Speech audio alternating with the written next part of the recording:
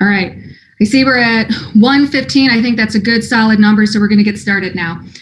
This session is titled the Advocacy Update from the Alliance for International Exchange. And so thank you everybody for attending the session. This will be a presentation from Ilir Zurka, who is the Executive Director for the Alliance for International Exchange. He is, just so you know, the Alliance serves as the collective public policy voice for the exchange community. In addition to congressional advocacy, the Alliance organizes program impact reports, conducts media outreach, develops best practices workshops, and hosts an annual public policy conference. Ilir has served as the head of 3 other organizations. He gained policy and political experience while working on Capitol Hill, on presidential campaigns, and as a political appointee. He is the author of Winning the Inside Game, the Handbook of Advocacy Strategies. Ilir is a graduate of Cornell University and the University of Virginia School of Law. So I'm going to turn it now to Ilir. Thank you, Ilir. My pleasure. Thank you so much for that. Let's see here. I want to share my screen, so just give me a second while I do that. All right, looks like, okay, can you see that? Terrific. All right, well, thank you so much for that introduction, and it's a pleasure to be with all of you. I think we have about 20 or so minutes for my part of the introduction, and luckily for me, Holdis has a clock right above her shoulder, so I'm going to focus on that. Make sure that we keep the time. We're going to try to end early enough so that there are opportunities for some questions. If you could direct your questions at Holdis as we go along, that would be great. And then she's going to field those questions at the end. I want to thank you for the introduction. I was going to say a few words about the Alliance, but I don't need to do that. We're going to jump right into the discussion. So today we're going to be talking about the new administration, the Biden administration, shifts in power, and what those mean or potentially might mean for the exchange community. And then we'll talk a little bit about the Alliance and our engagement. And we're going to start by talking about people, because there's an old adage in Washington, D.C., that people equals policies. In other words, the people that you appoint and you have in various positions, given their backgrounds, their interests, their expertise, how they spend their time, that will affect policy. And of course, we know that to be the case, not just in Washington, D.C., but elsewhere. And the best place to start when we talk about changes in Washington, D.C. is to start with the Biden administration itself. And of course, at the very top of the administration, you've got the new president and vice president, President Joe Biden and Vice President Kamala Harris. We'll talk a little bit about their impact on policy in a moment when we talk about the broader implications of change in Washington. But then we have a number of other people who we suspect will be very important to the range of exchange sponsors and those that facilitate these programs and others, the wide range of people who are in organizations that are members of the Alliance. And of course, for all of us, the most important person is a new Secretary of State, Tony Blinken. And just a word about each of these people before we talk about this kind of broader dynamics in Congress and elsewhere. So, the great news for all of us is that Tony Blinken has been a strong candidate for Secretary of State from the perspective of the exchange community, and we hope and expect that he will be a strong Secretary of State for the exchange community. And that's true for a number of reasons. Our expectation is true for a number of reasons. One, Secretary Blinken has been a longtime aide to Joe Biden when he was the senator, and then when he was vice president, and was a deputy Secretary of State in the Obama administration. He knows the current president very well, is very close to him. And for the people in Washington and around the country, and in fact around the globe, who care about what the Department of State does in its day-to-day work, having someone head that department who has that kind of relationship with the President of the United States is just absolutely critical, because that person knows the mindset of the President, understands the policy concerns, where someone like President Biden may want to focus their attention and energy, and also importantly, when there are challenges to be addressed, has the ability to interact with the president, get the president's feedback, and hopefully support for the type of things that the Secretary of State wants to pursue. So in the context of exchanges, that's very important. And so Tony Blinken was an excellent candidate for Secretary of State, and a good person for us to have in that role. The other reason he's a good person for all of us to have in that role is his wife was a former Assistant Secretary of ECA.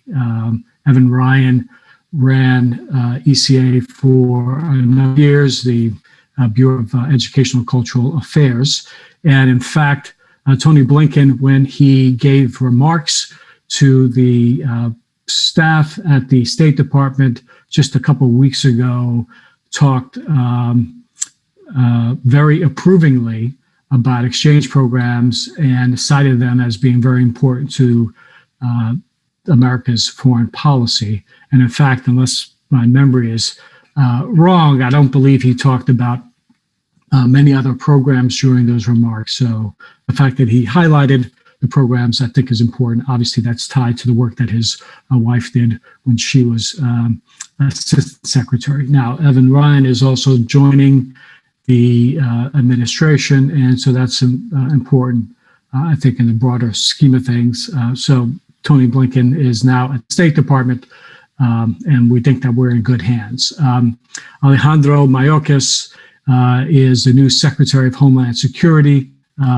Like Tony Blinken, he was the Deputy of Homeland Security in the Obama administration. In other words, as the same way in which Tony Blinken was a deputy at State, Mayorkas was a deputy at Homeland Security, knows the issues very well, worked with the former administration, the Obama-Biden administration, and is going to be a key person there, and will probably be aligned with the new president as well.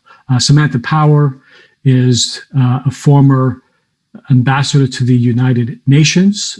She has been appointed to head up the U.S. Agency for International Development, although perhaps not directly relevant for many of the people who are taking part in today's conversation. For the broader exchange community, she's a very important person. Many of our members run USAID programs all around the globe, and also bringing people here as well to the United States from around the globe. Samantha Powers is an important person within the administration. She has also just recently talked about the importance and the power of international exchange programs in helping to promote America's national security interests and our foreign affairs policies. Someone that position that we wouldn't normally put on or make part of a presentation like this is Cedric Richmond, who is heading the Office of Public Engagement. And former Congressman Richmond potentially could be a unique person. Certainly he's unique within this administration. That role, if memory serves me correctly, I don't believe we've previously had a sitting member of Congress transition directly into that role at the White House. And not only was Cedric Richmond a former member of Congress, but he was also the chair of the Congressional Black Caucus. His role at the White House will be to engage and interact with communities around the country. And so there may be an opportunity there for the exchange community to interact with the White House, potentially through that office. And so he's someone for us to be thinking about.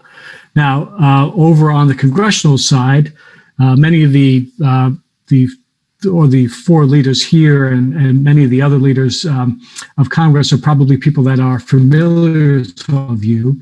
They have switched roles over on the Senate side, and I want to talk just briefly about what the change in congressional leadership might mean for interactions between the different chambers and with the White House, because those interactions will be important as well in terms of the work that we do.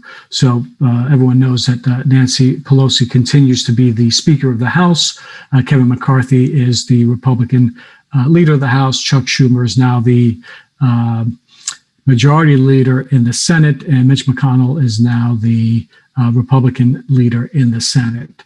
And so I think for many people looking at this new configuration of power in Washington, D.C., where you have a Democratic president, you continue to have a Democratic majority in the House, and now you have a new Democratic majority in the Senate, that with Democrats in control of both chambers of Congress and the White House, that we may see dramatic changes in public policy. And when it comes to Congress, that may not be the case, and probably won't be the case. And part of the reason for that is that I think many of you are aware the Senate specifically has a mechanism by which the minority can both slow down debate and also prevent votes on various bills. You all know it as the filibuster rule. And the filibuster is still intact, at least as of today. And it's likely to stay intact, I think, into the future. So that means that Democrats in the Congress, and as a result, President Biden and his administration will have to continue to pay attention to and work with Republicans in the Congress, particularly in the Senate, as they are trying to advance legislative policy objectives. So these leaders, the new folks at the Biden administration, the people in Congress, have created a broader dynamic that we should all be aware of in terms of public policy work. One is, and this is, I think some of these are a change as compared to the previous administration in the last 4 years. So now we have an administration that celebrates immigrants and is attempting to be very welcoming to international visitors. And in fact, two of the people that I highlighted in the Biden administration are immigrants to the United States and naturalized citizens. And so that's noteworthy. And so this celebration of immigrants and a shift in policy that we're going to talk about is important and noteworthy for all of us. There have been calls for unity, particularly from President Biden. For those of you who watched or read or heard about his inaugural address, that was the central theme. And I think for purposes of exchange programs and legislation that might impact exchange programs, the calls for unity really represent a search for common ground legislatively. And we can talk about whether or not that will actually come to pass. For exchange programs, there continues to be bipartisan support for international exchange. The election last year did not change that dynamic in Congress, and that's great news. And really, that's a testament to all of you on this Zoom meeting who either facilitate exchange programs, sponsor them, or support them. That work has been critical to really communicating the importance of these programs, but also running good programs that enables bipartisan support in Congress for these programs. So I want to thank you all for the work that you all continue to do in the communities, because they really make that work really makes a difference. Unfortunately, there are still deep differences between Democratic and Republican voters when it comes to public policy, cultural issues, and in fact, even the last presidential election. So I think that those deep differences then call into question the ability of people to find common ground. And we'll see that that effort for unity, that call for unity, that search for common ground be tested, I think, even in the next few weeks and certainly over the next few years. Also, there seems to be a continued convergence among some activists on the left and the right in opposition to international trade agreements, visa programs, and other things. We saw engagement on the right manifest itself in a number of ways in the last administration, one through the requests of the Trump administration for deep cuts in funding for exchange programs, but then ultimately in the Proclamation 152 that was issued last summer. Both of those and with other immigration-related and visa-related issues were partially the result of people outside of government pushing for those policy changes. And whereas people on the right now will not have that same kind of access and sway, at the same time, we have people on the left who have also raised some of these issues, and we've seen them in the media. We've seen their engagement in Congress and also their activities in the courts. And so that will continue this year and through the next 4 years. Of course, the big thing that everybody is dealing with is continuing to deal with is COVID-19 and the surge, the new variants, the challenges to our, the way in which all of us go about our day, the way we interact with each other, the fact that we're having this online instead of in person, the businesses that may use summer work travel participants in various places. Obviously, the surge has had an impact on all of that. At the same time, the vaccine, hopefully later this year, will have a positive impact. But the challenges with distributing the vaccine obviously make the surge the focus of everyone's attention with respect to the to COVID-19 and the restrictions on our movement and our interaction. And that's something that we're all going to continue to be watching and will be impacted by. And then you've had actually, before I go to that slide, so those are the broader dynamics that we are all thinking about, and certainly those of us in Washington, D.C. that are thinking about the development of public policy. And some of those dynamics have already had an impact on what the new Biden administration has been doing. And just to go through a list of some of the early executive actions before we talk about some of the things that that we've been doing at the Alliance, and I'll try to go through this a little quickly. So I think you all have seen and are aware of the reinstated travel bans, testing before traveling. You may have heard about changes in policies that were adopted by the Trump administration on vetting, regulations that were proposed on, for example, summer work travel, and being in development for au pair, and then other programs as well.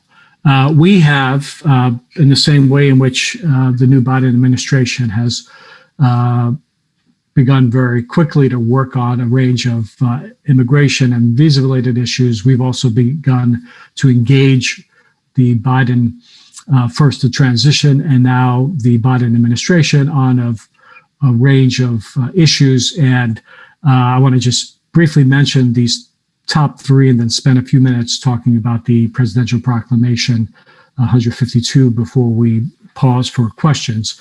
So the Alliance works on a range of issues, appropriations, money that gets appropriated for exchange programs are really important, as are the issue of travel restrictions. Obviously, even if you have more vaccinations and you have funding for programs, if you have, and you get rid of the presidential proclamation, if you continue to have broad brush travel restrictions, that's a problem. And I'm happy to answer questions that people might have about that. With respect to Proclamation 152, it was issued, I think people are aware, back last summer. A court enjoined the proclamation, which means prevented it from being carried out. That injunction of the proclamation has been administered, I would say, unevenly by embassies around the globe, and people continue to have problems with either getting visa appointments or getting visas for people to come to the United States as a result of the proclamation. The proclamation continues to be enjoined. There will be a hearing. The government and under the Trump administration appealed the injunction. There's a hearing in a couple of weeks that is still on the books. We have been pushing for the new Biden administration to rescind the proclamation. There has not been any clear signals that is going to happen anytime soon, but we continue to work on that.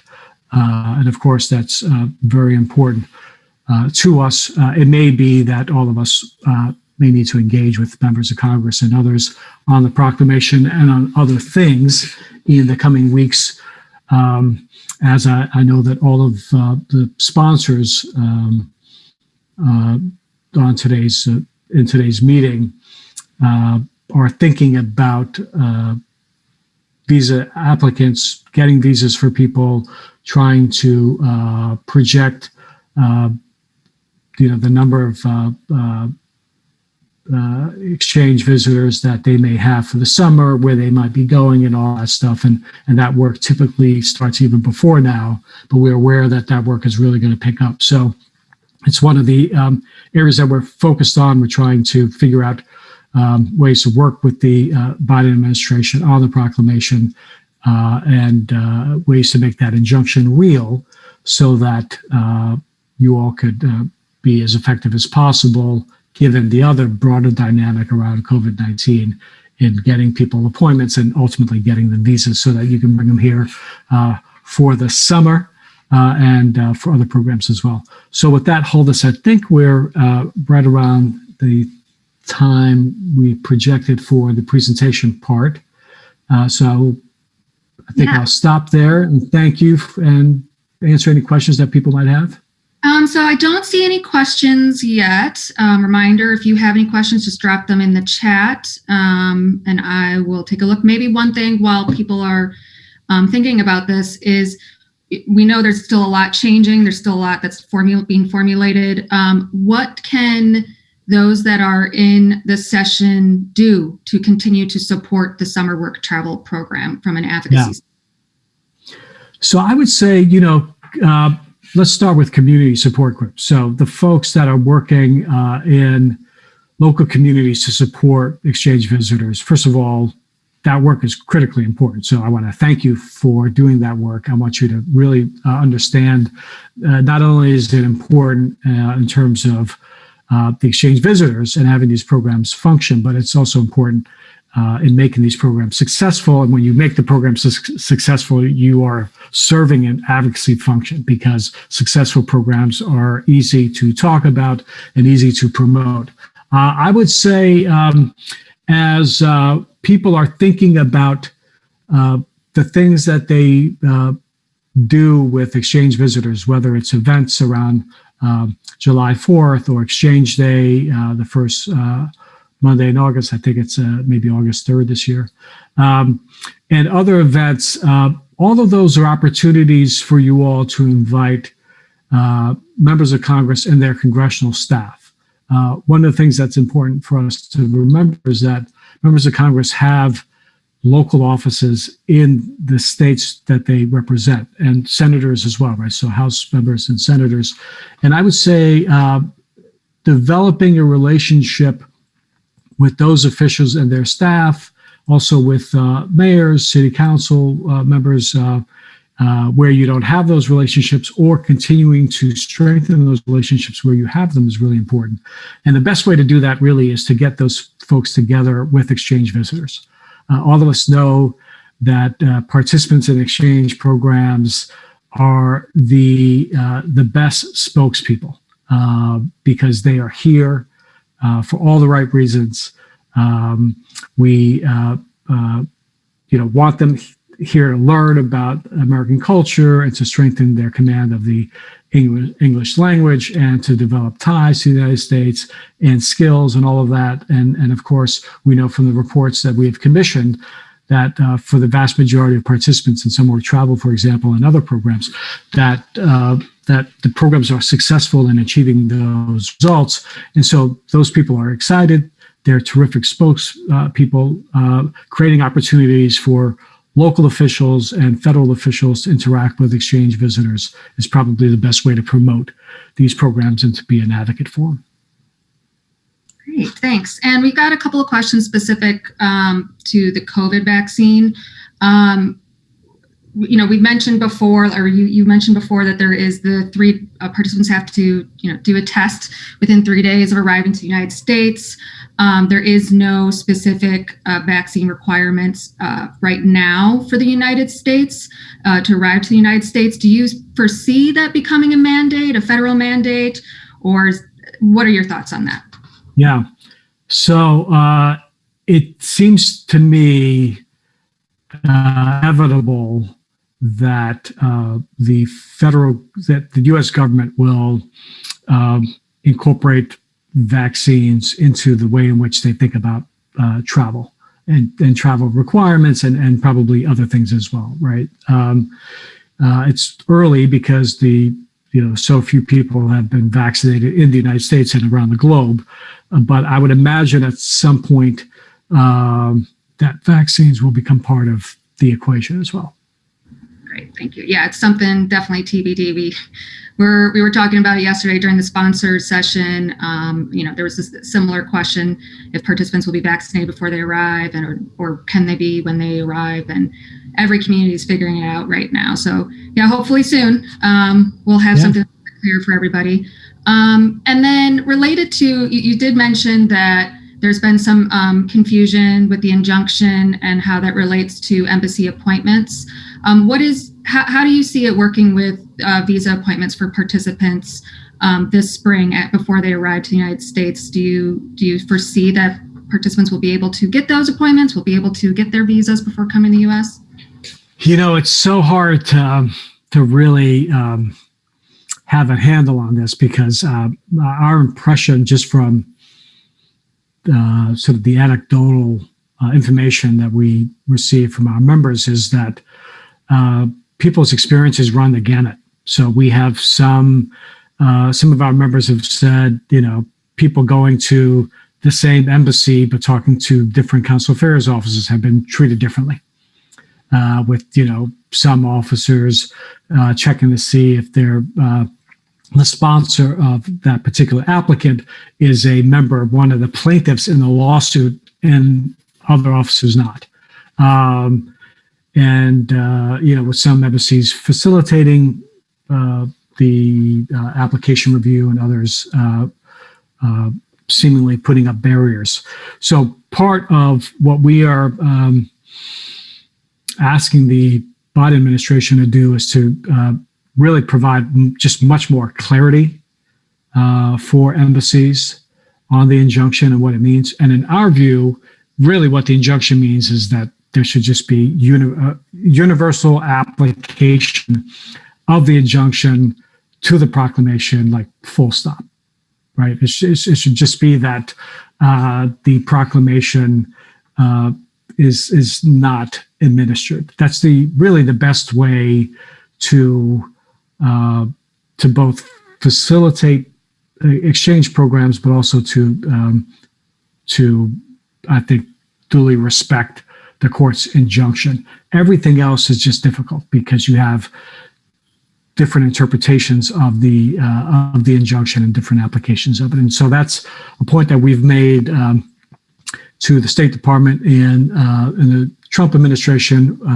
that's a point we are making now to the State Department and the Biden administration, that there needs to be really another look at the way the injunction has been explained to embassies around the world, and that the application of the injunction just needs to be uniform and really made simple. And if that happens, then whether or not the proclamation is lifted probably is not going to make much of a difference, since it is set to expire at the end of March. Great. Actually, and kind of related to that, somebody asked, do you believe that the Biden administration will rescind it or just let it expire? And the reason they're asking is because they're wondering if they should save their asks for support until after it. If it does just expire, then they can, whatever asks they have for their congressional leadership, they can use towards at that time. Yeah, we're trying to figure that out too, right? What are our asks for members of Congress? So, going into, or I should say the lead up to Joe Biden becoming president, included the Biden campaign and then the transition, talking about a bunch of things that they were going to do on sort of immigration policy. And of course, exchange programs sort of fit sort of in that broad framework, right? Although it's, more closely associated with foreign policy. But there was very little said about this injunction and very little said about exchange programs. And so part of what we're seeing now is that there's a new Biden administration. The focus really has been on immigrant visas rather than cultural exchange or educational visas or work visas. And the focus on immigrant visas is understandable given the broad breadth of changes that the Trump administration has made. One of the executive orders that was issued, I think it was just Tuesday, included a review of other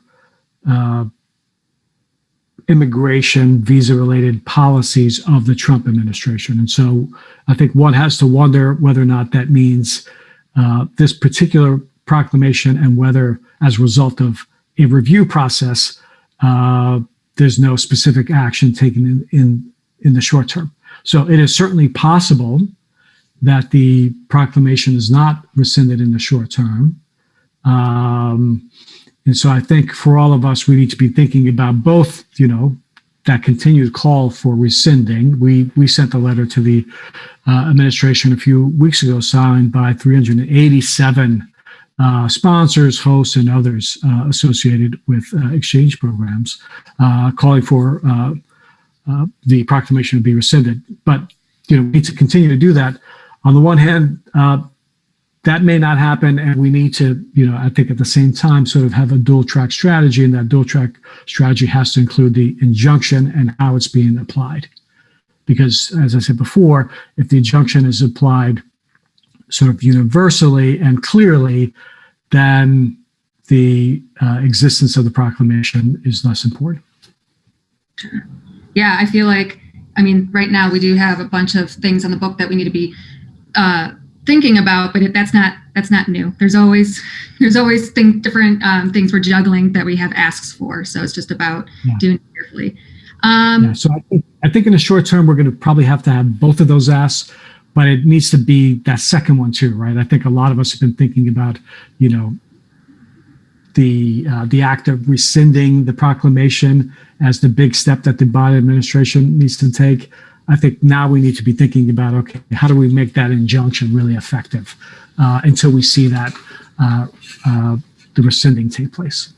Yeah, and I just want to also highlight something that Vicki from Cape May in our Chamber of Commerce session said yesterday, was that her and I believe Phil Burnt both said that they've always had a positive experience whenever they've met with government officials, because they want to stay informed about what their constituents need. So don't be afraid to make asks, because it's also important to government officials to hear what you could really need. Yeah. And then one question that I want to ask is that you mentioned another hearing is on the books in a few weeks. Do you have a date for that specific schedule? Yeah. So when I say hearing, I just as a reminder, I was talking about a hearing before an appellate court on the proclamation. This is the government, U.S. government appealed the injunction. And I believe, if I'm not mistaken, I'm going to look at my calendar. I think off the top of my head that it's February 18th. Let me just take a look. I don't know if it's on my calendar. Right now, it looks like it's not on my calendar, but it's either the 18th or the 19th. So it's just a couple of weeks away.